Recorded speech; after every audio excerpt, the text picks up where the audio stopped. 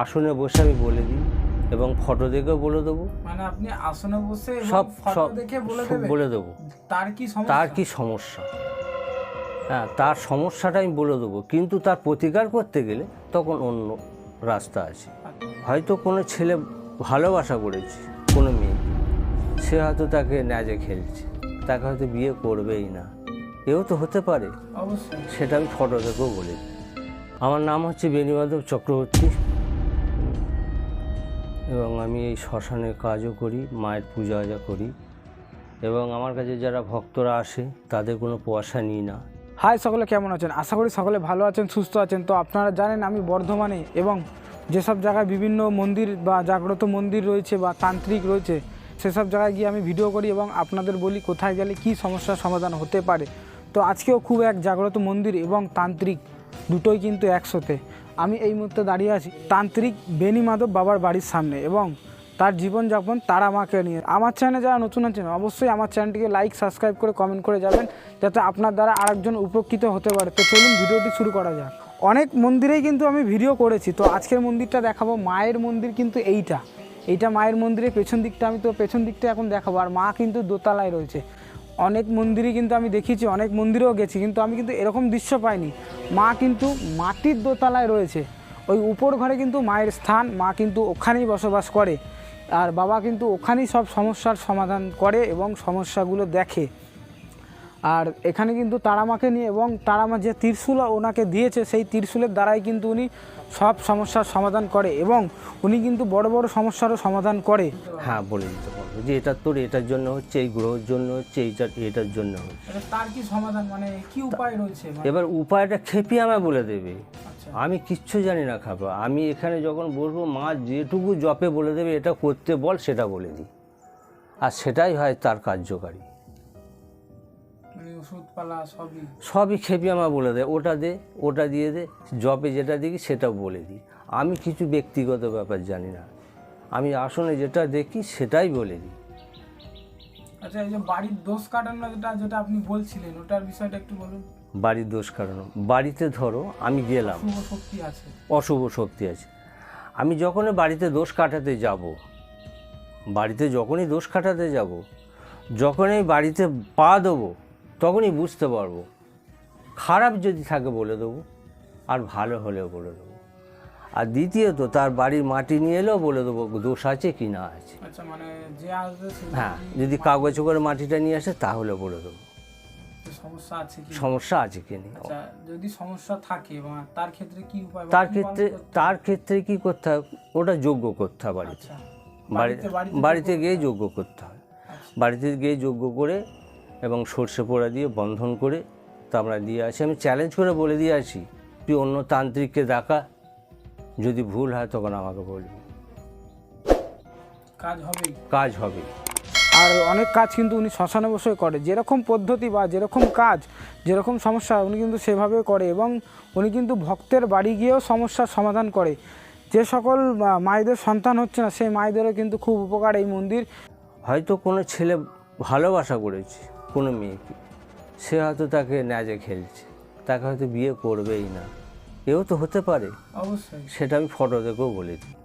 আচ্ছা, এরকমটা হচ্ছে হয়তো তাকে ক্ষেত্রে আবার সে ফিরিয়ে আনার বিষয়টা, এবার তাকে শোনো বাবা, একটা কথা কি, ফিরিয়ে আনার ব্যাপারটা সেটা মায়ের কাছে আমাকে দেখতে হবে কোন লাইনে ফিরিয়ে আনতে হবে। কিন্তু এই যেরকম আমাদের মন্দিরে একটা লোক এসছে, দুটো বিয়ে করেছে, দুজনকে বিয়ে করেছে, আমাকে বলছে এই বউটা খুব ভালো, প্রথমকার বউটা, হ্যাঁ দ্বিতীয়কার বউটা। আর না, আসনে দেখছি না দ্বিতীয়কার বউটা ভালো নয়, দ্বিতীয়কারটা পয়সা চায়, আর প্রথমকার বউটা ভালো। বলে দিলাম যে তাকে তাড়িয়ে দিয়েছি। অনেক সময় আমি 2 নাম্বারই কাজ করি না। যদি দেখি তার দোষ তাহলে কিন্তু তার কাজ করি না। তবে এটা ঠিক, ওই মানুষকে বান মারা কি মানুষকে মেরে দেওয়া এটা আমি করি না। বাকি সব মানে ভালো দিকটা করি, আমি বান মারা কি এসব কিছু করি না। এবং যাদের চাকরি মিলছে না তারাও কিন্তু এই মন্দিরে আসতে পারেন। বাবা কিন্তু গ্যারান্টি সহ বলে দিয়েছে চাকরির দিন অথবা চাকরি হবে কি না সমস্ত তথ্য কিন্তু উনি দিয়ে দিতে পারবে, এবং উনি কিন্তু দিন তারিখ ধরে বলে দিতে পারবে যে আসনে বসে যে আপনার সমস্যার সমাধান মিটবে কি মিটবে না।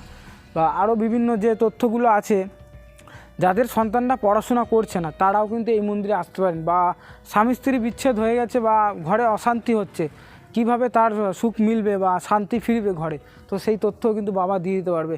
এবং ঘরের বাস্তু খারাপ আছে কি না, তো আপনারা যদি কেউ আসতে চান তারা কিন্তু বাড়ি থেকে মাটি অল্প নিয়ে এলে কাগজ করে বাবা কিন্তু মাটি দেখেও বলে দিতে পারবে আপনাদের সেই বাড়িতে সমস্যা আছে কি না বা আপনাদের সে কী করণীয় আছে। আর আরেকটা কথা, আমি এর পরে ভিডিও বাবার ঠিকানা এবং ফোন নাম্বার কিন্তু এই ভিডিওর মাধ্যমে দিয়ে দেবো। আর এই বাবার মন্দিরে আসতে গেলে বাবা কিন্তু কোনো দক্ষিণা নেয় না, বাবা কিন্তু সম্পূর্ণ বিনামূল্যে দেখে, এবং আপনারা কি দেবেন তারপর সেটা আপনাদের ব্যক্তিগত ব্যাপার। বাড়িতেও কাজ করতে যান ভক্তর? হ্যাঁ, বাড়িতেও যাই তো, বাড়িতেও যায়। এই যে দোষ কাটানো কাজ করতে যায়, কারু বাড়িতে কোনো হয়তো দেখেছি বিশাল খারাপ, এই যে গুড়াপুর, এই পাহাড়াটি কাছে গুড়াপুর, ওখানে একজন মিল মালিকের বাড়িতে কাজ করে এসেছি। বাইরে বাইরে যাইও কাজ করতে যখন ডাক। আপনি তো বললেন যে শ্মশানেও কাজ করি, পঞ্চমুখার কাজ করি, যেটা পঞ্চমুখার বলতে যারা শেষ তান্ত্রিকরাই জানে, তোমরা তো বুঝবে না, এইগুলো আমাদের কাজ করতে হয়। চাল ভাজা, মদ, মাছ ভাজা, কারণ ওসব নিয়ে গিয়ে আসনে বসতে হয়, ভোগ দিতে হয়, শিবা ভোগ দিতে হয়। এগুলো আমার বাবা তান্ত্রিক ছিলেন, উনি আমাকে শিক্ষা দিয়েছেন। প্রথম যখন প্রথম যখন আমার শ্মশানে বসার যখন আমার বয়স কত, তখন 14 বছর বয়স, তখন আমি চিতা কাজ করি, 14 বছর বয়স। তা আমার মা বলছে এই ছেলেটাকে কী শেখাচ্ছ, লেখাপড়া শেখালে না কিছু, বলছে একে এই করেই খেতে হবে। আমার বাবা তান্ত্রিক ছিলেন, বিরাট জটা ছিল। এই যে আমার বাবার ফটো, এই যে আমার বাবার ফটো, মায়ের ফটো, এটা আমার বাবা মায়ের ফটো। আমার নাম হচ্ছে বেণীমাধব চক্রবর্তী, এবং আমি এই শ্মশানে কাজও করি, মায়ের পূজা আজা করি। এবং আমার কাছে যারা ভক্তরা আসে তাদের কোনো পয়সা নিই না, তাদের 1 টাকা দেয়, মায়ের ধূপ মোমবাতি এবং মায়ের ফুল টুল আনে, আসনে বসে আমি বলে দিই এবং ফটো দেখেও বলে দেবো। মানে আপনি আসনে বসে সব দেখে বলে দেবো তার কি সমস্যা, হ্যাঁ তার সমস্যাটা আমি বলে দেবো, কিন্তু তার প্রতিকার করতে গেলে তখন অন্য রাস্তা আছে। আচ্ছা, কিন্তু আমি কোনো সমস্যাটা বলে দেবো, যেটা তোমার ফটোটা দেখবো যে এটা তোমাদের সমস্যা, এবং তার যদি সমস্যা সে বলেও তাকে বলে দেবো এই সমস্যাটা কবে সাকসেসফুল সে হবে তাও বলে দেবো। মানে আপনি দিন তারিখ সব বলে দিতে? হ্যাঁ, দিন কতদিনে আপনার সমস্যার সমাধান হতে পারে? হ্যাঁ, কতদিন হতে পারে এবং কতদিন চলবে সমস্ত হ্যাঁ বলে দেবো, আসনে বসে মায়ের কাছে। তবে হ্যাঁ, ফটো দেখবো, বাড়ির যদি কোনো দোষ থাকে মাটি নিয়ে আসবে, বাড়ির দোষ কাটানো। তবে আমার কাছে কোনো টাকা পয়সা আমি নিই না, ইচ্ছাকৃত যেটা দিল সৎ ইচ্ছা সেটুকুই আমি পয়সা নিই। মা আমাকে আদেশ করেছে যে কোনো কাউকে আমার নাম করে টাকা পয়সা তুমি নেবে না, তোমার পেটের জন্য তুমি চেয়ে নেবে।